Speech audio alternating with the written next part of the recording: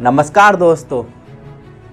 कहते हैं मौत कभी भी किसी रूप में आकर हमारे प्राणों की बलि ले सकती है, और इस कथन को हकीकत में बदला 2 दिसंबर 1984 की उस घटना ने, जिसने दुनिया को हिलाकर रख दिया। देश के इतिहास की सबसे दर्दनाक और भयानक घटना जिसने पूरे भारत को हिलाकर रख दिया, वह घटी थी भोपाल में। आखिर इतनी बड़ी घटना अचानक में कैसे घट सकती है? क्या ये घटना पहले से भी घट चुकी थी? मैं आप सब लोगों के समक्ष बताने जा रहा हूं। शुरुआत करते हैं 1969 का वह साल, जब union carbide India limited American company Bharat में आई थी। आप सभी लोग सोच रहे होंगे कि ये नई कंपनी है। ये कंपनी नई नहीं है, कम से कम ये 100 साल पुरानी कंपनी है। आपने देखा होगा एवरीडे की बैटरी, बैकलाइट, रॉकेट फ्यूल भी ये बनाती है, और साथ में एक केमिकल का भी प्रोड्यूस करती है। इसने भारत में सेबिन नामक कीटनाशक का काम चालू किया। आखिर ये सेबिन को बनाने में किस चीज का प्रयोग किया जाता है? इसको बनाने के लिए MIC मेथाइल आइसोसाइनाइड का प्रयोग किया जाता है। पहले सेबिन बनाने के लिए MIC का इंपोर्ट किया जाता था, लेकिन 1980 का वह साल, जब भोपाल में तभी से काला साया मंडराने लगा। यह कंपनी लॉस में जा रही थी, तो इसने भारत में ही MIC का मैन्युफैक्चर करने का फैसला लिया। फर्स्ट स्टेप 1981 की वह घटना, जब इस प्लांट में वर्कर हेल्थ का इश्यू आने लगा MIC के द्वारा। इसी कंपनी इंटरसाइट्स बना रही थी, इसकी सेल घाटे में जा रही थी, तो इसने सेबिन के रेट को कम कर दिया, वर्कफोर्स को घटा दिया, वर्कर अनक्वालिफाइड रखना स्टार्ट कर दिया, सेफ्टी को इग्नोर किया, बस रुपए बचाने के लिए। सूत्रों के अनुसार कहा जाता है $12.5 लाख रुपए इस कंपनी ने बचाए, तब भी इसने सेफ्टी को इग्नोर कर दिया। जब यह कंपनी भारत में सबसे जहरीली गैस MIC को बना रही थी, तभी कंपनी वालों ने कहा कि आसपास के लोगों को भी इससे बचने के लिए अलार्म लगाया जाए, उनको सिखाया जाए, लेकिन उसको भी नज़रअंदाज किया। यदि कोई पाइप डैमेज होते थे तो उसको रिपेयर करने के बजाय बिल्कुल जुगाड़ क्वालिटी से उसको ठीक कर दिया जाता था। रेगुलर पाइप लीकेज हुआ करते थे इस फैक्ट्री में। कहा जाता है उस रात यूनियन कार्बाइड के प्लॉट नंबर C में टैंक नंबर 610 में जहरीली मिथाइल आइसोसाइनाइड गैस के साथ पानी मिलना शुरू हुआ। रासायनिक प्रक्रिया शुरू हुई थी। अचानक टैंक में दबाव हुआ और वह खुल गया। इसके बाद जहरीली मिथाइल गैस रिश्ते गई और पूरे शहर को धीरे धीरे अपने आगोश में ले लिया। लोग अस्पतालों की तरफ भाग रहे थे, लेकिन 2 ही अस्पताल होने के वजह से हालत गंभीर हो गई। सब लोग बेकाबू हो गए। जानकारी सूत्रों का कहना है कि कार्बाइड फैक्ट्री में करीब 40 टन गैस का रिसाव हुआ था, जिससे इतने काफ़ी ज़्यादा 3000 संख्या से भी ज़्यादा लोगों की दर्दनाक मौत हो गई। कहा जाता है एक चिता में कम से कम 15 लोगों को जलाया गया। एक कफन में गड्ढे में कम से कम एक गड्ढे में 15 से 20 लोगों को दफनाया गया।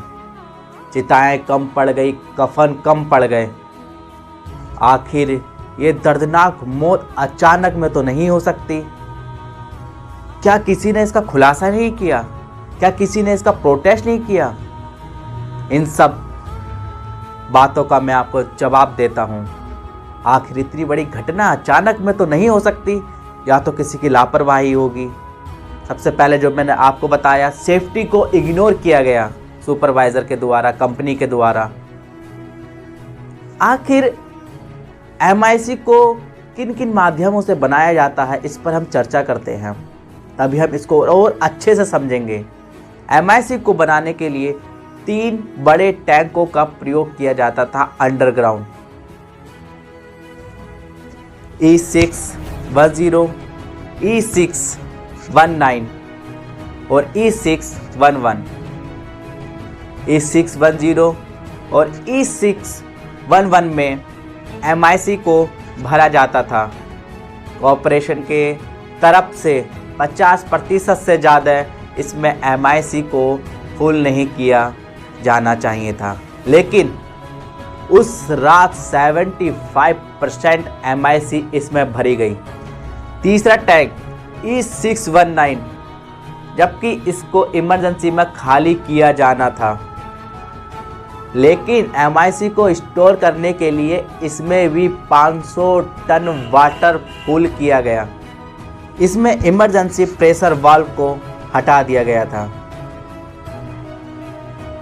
यह प्रेशर वाल्व जब प्रेशर ज़्यादा हो जाता था तो उसमें नाइट्रोजन गैस भरी जाती थी प्रेशर को कंट्रोल करने के लिए। इन 2 टैंकों में से प्रेशर वाल्व को भी हटा दिया गया था। गैस इमरजेंसी वेंटिंग सिस्टम से बाहर निकली और पूरे वातावरण में घुल गई एक बादल की तरह। उस समय भोपाल में सर्दियाँ थी। उस समय भोपाल चारों तरफ हिल से घिरा हुआ एरिया है। पूरे में MIC की 42 टन मात्रा पूरे वातावरण में फैल गई। डेली वर्कर्स का काम हुआ करता था कि जो टैंक है उसको साफ सफाई करना, लेकिन उसको साफ सफाई किया, लेकिन जब पानी को उससे साफ किया जा रहा था तो पानी दूसरी तरफ नहीं जा रहा था।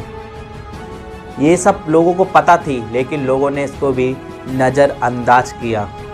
जानकारी के अनुसार बताया जाता है जो खाली टैंक में जो आयरन की जो पपड़ी थी वह MIC में घुल गई और 500 टन वाटर ड्रॉप करके वो MIC में घुल गया।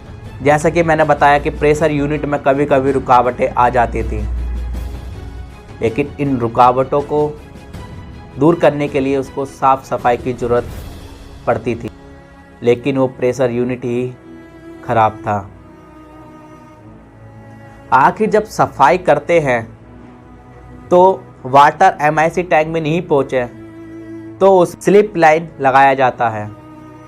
जब हम वाटर से सफाई करते हैं तो स्लिप लाइन 2 पाइपों को बीच में लगाते हैं तो वो क्लोज हो जाता था, जबकि वाटर मिक टैंक में नहीं जाए।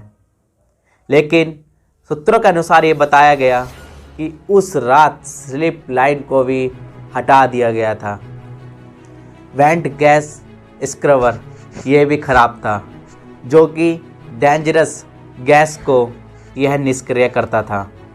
इसका काम था, कोई डेंजरस गैस आती थी उसमें कास्टिक सोडा को मिला दिया जाता था तो वह डेंजरस गैस वहीं पर ही नष्ट हो जाता था, लेकिन उस रात ये भी ख़राब था, इसने काम करना बंद कर दिया गया था।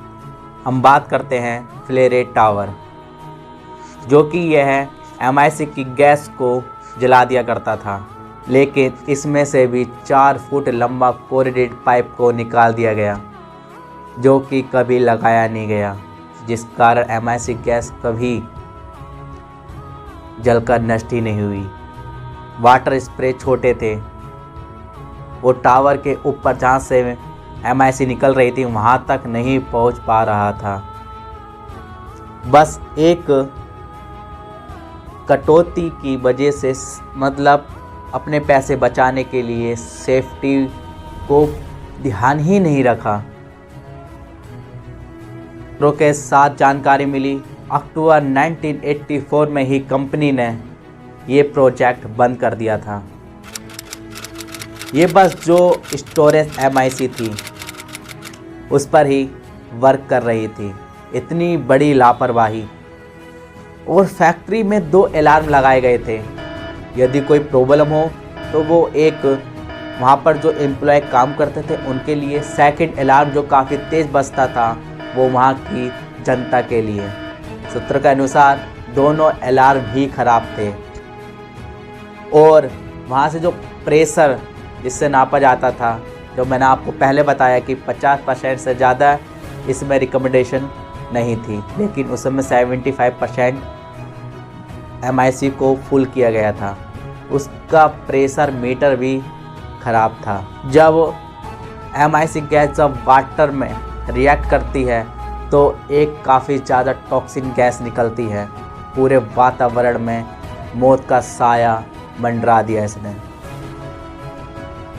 अब अचंभा वाली बात, टैंक नंबर E610 में तो हुआ ही था, लेकिन टैंक E619 में भी इन्होंने MIC को भरपूर मात्रा में स्टोर किया था। उसको भी डिस्ट्रॉय करना था। वो सब गंभीर समस्या थी। इस पर भी मैं अभी आपको बताऊंगा। अब मुद्दा ये आता है, क्या किसी ने इन सब चीज़ को नोटिस नहीं किया? नोटिस किया। वहाँ के यूनियन लीडर ने रिपोर्ट लिखी, प्रोटेस्ट किया, लेकिन उसको नौकरी से निकाल दिया गया। मोहम्मद असफर अंसार जो वहाँ पर काम करते थे उन्होंने भी प्रोटेस्ट किया, लेकिन उनकी मृत्यु हो गई। मरने से पहले उन्होंने अपने मित्र राजकुमार कुशवाहा को बताया, जो कि एक जर्नलिस्ट थे। वो साइंटिफिक कारण नहीं जानते थे क्या था, लेकिन उनको सूत्रों के अनुसार उन्हें पता लगा कि इसमें फोर्जिन गैस का प्रयोग किया जाता है, जो कि उन्होंने पता था कि ये तो वर्ल्ड वार 2 में जो युद्ध हुआ था वहाँ के चैम्बर में इसको स्टोर किया जाता था। तभी उन्होंने एक हेडलाइन निकाली, हुजूर शहर बचाइए। इन पर भी इन्होंने यहाँ तक लिख दिया था कि इसमें बहुत बड़ी आने वाले समय में घटना घटित हो सकती है, लेकिन सरकार ने, सुप्रीम कोर्ट ने, सभी लोगों ने इनको गलत ठहराया, इनकी बातों को नज़रअंदाज किया। इनके दोस्तों ने भी कह दिया था क्या बकवास लिखा जा रहा है, लेकिन घटना आप लोगों के सामने घटित हो ही गई 2 दिसंबर 1984 को। ये भयानक दृश्य हमारे आंखों के सामने से कभी नहीं जा सकता। उस समय पर डॉक्टर भंडारी जी को फ़ोन किया गया कि आप सर हॉस्पिटल में तुरंत आइए। उन्हें लगा कि अमोनिया गैस हो सकता है, तो उन्होंने कहा सबके आंखों में ड्रॉप्स डालो। आई ड्रॉप्स डालने पर भी सबकी आंखें लाल और जलन थीं, लोग सांस नहीं ले पा रहे थे। फिर दोबारा कॉल भंडारी जी के पास कॉल आई। जब वह हॉस्पिटल विज़िट कर रहे थे, उनसे सांस नहीं लिया जा रहा था, आंखें लाल, आंखों में जलन, सांसें फूल रही थीं। फिर वो अपने कमरे में वापस आए। वो घबरा गए, ये हो क्या रहा है। लेकिन कुछ समय बाद वह हॉस्पिटल विजिट हुए, उनको कुछ समझ में नहीं आ रहा था। पुलिस रिपोर्ट के अनुसार बताया गया कि अमोनिया गैस है, लेकिन इस पर भी कुछ नहीं हुआ। कुछ समय बाद यूनियन कार्बाइड कंपनी की कॉल आती है कि सर ये MIC गैस है। उन्होंने आज तक इस गैस के बारे में कभी सुना नहीं था। वो अचंभित रह गए थे, आखिर ये हुआ कैसे। फैक्ट्री के आसपास कम से कम 20% पॉपुलेशन थी, मतलब 10,000 से ज़्यादा लोग रहते थे। वो सब मौत की साया में दब के मर गए। एक समस्या और थी, जिस टैंक में MIC स्टोर किया गया था उसको भी डिस्ट्रॉय करना था। अभी भोपाल इस त्रासदी से निपटा ही था, पूरा शहर खाली। फिर चलाया गया ऑपरेशन फेल। जब ये पब्लिक को पता लगी, पब्लिक घबरा गई, पूरा शहर खाली हो गया, जैसे एक भूत का साया मंडराया हो उस शहर में। भारत के इंजीनियरों ने ऑपरेशन फेल चलाया। अपनी हिम्मत दिखाते हुए 10E619 में से भी डिस्ट्रॉय कर दिया MIC गैस को। ये ऑपरेशन सक्सेसफुल रहा।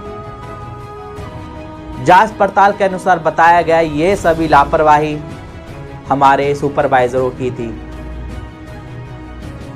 रात में ही वो ठीक कर सकते थे, लेकिन वो टी ब्रेक पर उनको जरूर जाना उचित समझा। लोगों की आंखें लाल हो रही थी उस फैक्ट्री में, लोग सांस नहीं ले पा रहे थे। लेकिन होने को कौन टाल सकता है। एक खर्चे को बचाने के लिए इतनी बड़ी त्रासदी भगवान न करे कभी हो। ये मैंने आपको बताया था भोपाल गैस त्रासदी के बारे में। इसमें जितने लाखों लोगों की जान गई, उनको मेरा सत सत नमन। यदि मेरी वीडियो अच्छी लगी हो तो लाइक एंड सब्सक्राइब करना। जय हिंद, जय भारत।